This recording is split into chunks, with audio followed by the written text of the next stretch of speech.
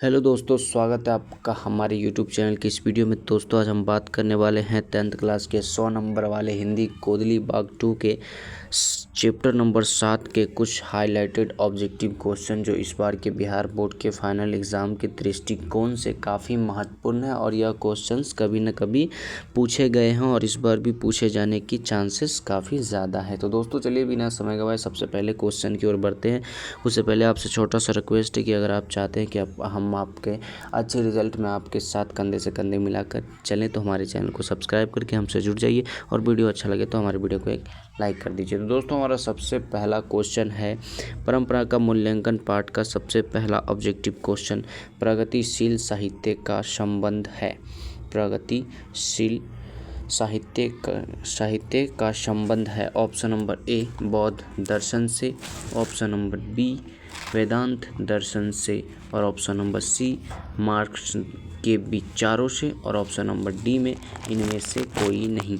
तो दोस्तों हमारा क्वेश्चन जो है कि प्रगतिशील साहित्य का संबंध है, तो इस क्वेश्चन का जो आपका राइट आंसर होगा वो होगा इनमें से कोई भी नहीं। ठीक है, ऑप्शन नंबर डी इस क्वेश्चन का राइट आंसर हो जाएगा। अगर आपको पता है तो आप कमेंट में मारें जिससे आपका रिवीजन भी हो जाएगा। चलिए अगले क्वेश्चन की ओर बढ़ते हैं। तो हमारा अगला क्वेश्चन कहता है भौतिकवाद का अर्थ भाग्यवाद नहीं है, किस निबंध की पंक्ति है। ठीक है, भौतिकवाद का अर्थ भाग्यवाद नहीं है, किस निबंध की पंक्ति है। ऑप्शन नंबर ए नागरी लिपि, ऑप्शन नंबर बी परंपरा का मूल्यांकन और ऑप्शन नंबर सी श्रम विभाजन और जाति प्रथा और ऑप्शन नंबर डी नाखून क्यों बढ़ते हैं। ठीक है दोस्तों, तो हमारा क्वेश्चन जो था कि भौतिकवाद का अर्थ भाग्यवाद नहीं है, किस निबंध की पंक्ति है, तो इस क्वेश्चन का जो आपका राइट आंसर होगा वो होगा आपका ऑप्शन नंबर बी परंपरा का मूल्यांकन। ठीक है, परंपरा का मूल्यांकन जो है इस क्वेश्चन का राइट आंसर हो जाएगा। चलिए अगले क्वेश्चन की ओर बढ़ते हैं। तो हमारा अगला क्वेश्चन कहता है जारशाही में थी, जारशाही में थी। ऑप्शन नंबर ए सोवियत रूस, ऑप्शन नंबर बी फ्रांस और ऑप्शन नंबर सी नेपाल और ऑप्शन नंबर डी में है चीन। ठीक है, तो हमारा क्वेश्चन जो है कि जारशाही डॉट डॉट डॉट में थी, तो इस क्वेश्चन का जो आपका राइट आंसर होगा वो होगा आपका ऑप्शन नंबर ए सोवियत रूस। ठीक है, जारशाही डॉट डॉट में थी सोवियत रूस, ऑप्शन नंबर ए इस क्वेश्चन का राइट आंसर हो जाएगा। ठीक है दोस्तों, हमने सारे चैप्टर के हाईलाइटेड क्वेश्चंस वाले क्लास चालू कर दिए हैं। इससे पहले अगर आपने इससे पीछे वाले चैप्टर का नहीं देखे हैं तो प्लीज़ हमारे चैनल पे जाकर देख लीजिए। ठीक है, जिससे आपका रिवीजन हो जाएगा और आप एग्ज़ाम से 1 महीने पहले भी ये वीडियो देख रहे हैं ना तो कोई भी दिक्कत नहीं होने वाला। ठीक है, जो यहाँ से देख कर जाइएगा वो आपको एग्ज़ाम में 100% मिल जाएगा। चलिए अगला क्वेश्चन कहता है लेखक रामविलास शर्मा के गाँव का नाम क्या था। लेखक रामविलास शर्मा के गांव का नाम क्या था। ऑप्शन नंबर ए ऊंचंगा सानी।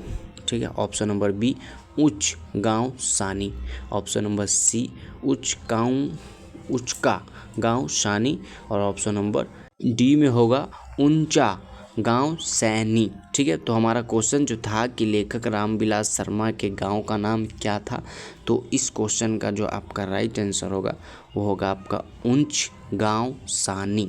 ठीक है, ऑप्शन नंबर बी ऊंच गांव सानी इस क्वेश्चन का राइट आंसर हो जाएगा। ठीक है, चलिए अगला क्वेश्चन कहता है निराला की साहित्य साधना के रचनाकार है। निराला की साहित्य साधना के रचनाकार है। ऑप्शन नंबर ए रघुवीर सहाय, ऑप्शन नंबर बी आयग और ऑप्शन नंबर सी में जयसी और ऑप्शन नंबर डी में रामविलास शर्मा।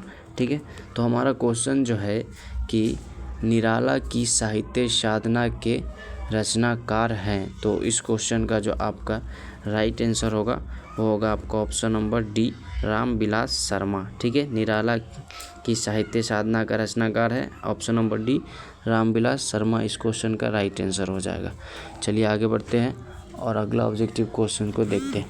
तो हमारा अगला ऑब्जेक्टिव क्वेश्चन कहता है रामविलास शर्मा का जन्म हुआ था।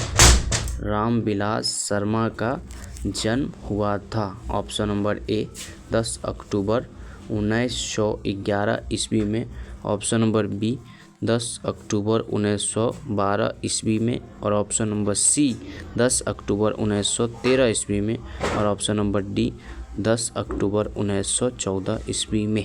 ठीक है, तो हमारा क्वेश्चन जो था कि रामविलास शर्मा का जन्म कब हुआ था, तो इस क्वेश्चन का जो आपका राइट आंसर होगा वो होगा आपका ऑप्शन नंबर बी 10 अक्टूबर 1912 ईस्वी को। ठीक है, रामविलास शर्मा का जन्म 10 अक्टूबर 1912 ईस्वी को होगा। ऑप्शन नंबर बी इस क्वेश्चन का राइट आंसर हो जाएगा। अगर अभी तक आप हमारे चैनल को सब्सक्राइब नहीं किए तो प्लीज़ हमारे चैनल को सब्सक्राइब करके हमें सपोर्ट करें। भैया आपको भी मोटिवेशन चाहिए, हमको भी मोटिवेशन चाहिए, जिससे हम भी आगे बढ़े और आप तो अपनी लाइफ में ऐसे ही बढ़ते रहे, मेहनत करते रहे। दोस्तों, इस वीडियो का सबसे इम्पोर्टेंट क्वेश्चंस और हाईलाइटेड क्वेश्चन और इस वीडियो का लास्ट क्वेश्चन है। ठीक है, परंपरा का मूल्यांकन पाठ साहित्य की कौन सी विधा है? परंपरा का मूल्यांकन पाठ साहित्य की कौन सी विधा है? ऑप्शन नंबर ए कहानी, ऑप्शन नंबर बी उपन्यास, और ऑप्शन नंबर सी निबंध, और ऑप्शन नंबर डी में कहानी। ठीक है, तो हमारा क्वेश्चन जो है कि परंपरा का मूल्यांकन पाठ साहित्य की कौन सी विधा है, तो इस क्वेश्चन का जो आपका राइट आंसर होगा वो होगा आपका ऑप्शन नंबर, आप लोग को नहीं बताया गया भैया, कमेंट करते रहो, ऑप्शन नंबर सी निबंध है। ठीक है, ऑप्शन नंबर सी इस क्वेश्चन का राइट आंसर हो जाएगा। चलिए बाय।